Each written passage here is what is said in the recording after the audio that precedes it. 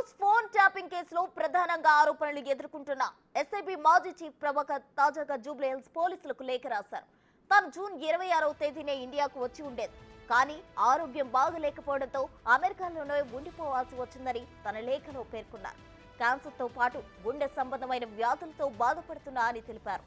America వైద్యులు ఇచ్చిన సూచన మేరకు అక్కడే ఉండి చికిత్స చేయించుకుంటున్నట్లు వివరించారు.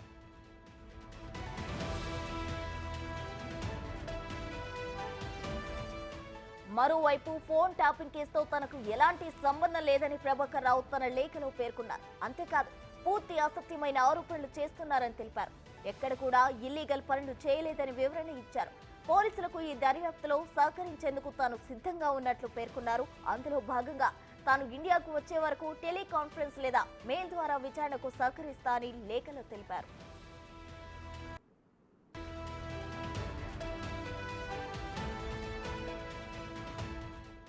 తన ఆరోగ్యం కుదుటపడిన తర్వాత తానే ఇండియాకు వస్తా అన్న ఆయన గతంలో కూడా పలుమార్లు ఉన్నతాధికారులకు ఈ విషయాన్ని వాట్సాప్ కాల్ ద్వారా చెప్పినట్లు ప్రభాకర్ రావు గుర్తు చేశారు.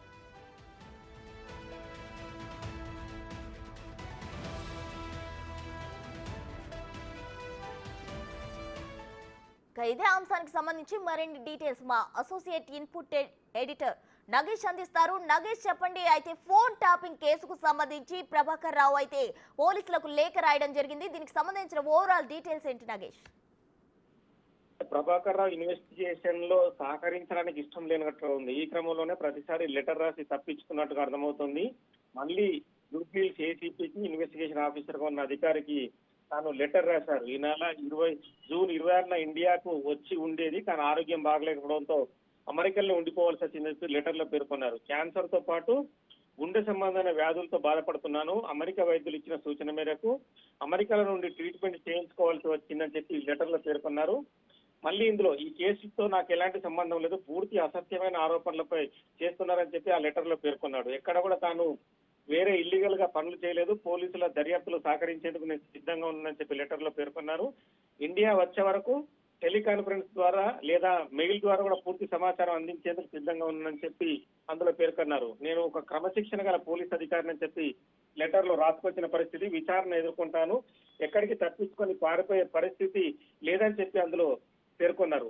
ఆరోగ్యం కుదుటపడిన తర్వాత ఇండియాకు నేనే వస్తాను. గతంలో కూడా పలుమార్లు ఉన్నతాధికారులకు విషయాన్ని వాట్సాప్ కాల్ ద్వారా కూడా తెలియజేశాను. నా దృష్టికి వచ్చిన సమాచారాన్ని మొత్తం విచారణాధికారికి ఇచ్చేందుకు సిద్ధంగా ఉన్నానని చెప్పి లెటర్ లో పేర్కొన్నారు.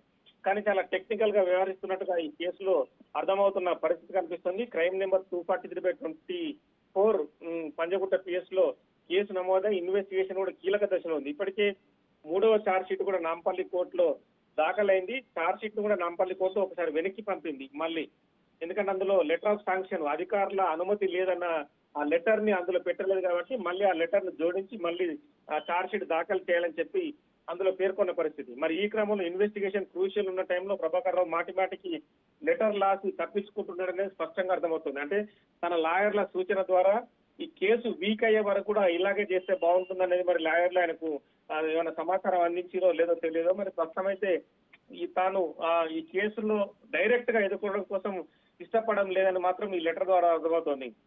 కానీ పోలీసులు మాత్రం ఇప్పటికే బ్లూ కార్నర్ నోటీస్ అందజేశారు. మరి రెడ్ కార్నర్ నోటీసు జారీ చేసి అమెరికా నుంచి ఇండియాకు రప్పించడం కోసం మాత్రం పోలీసులు తమ ఇన్వెస్టిగేషన్ కొనసాగిస్తున్నారు. Right Nagesh, thank you.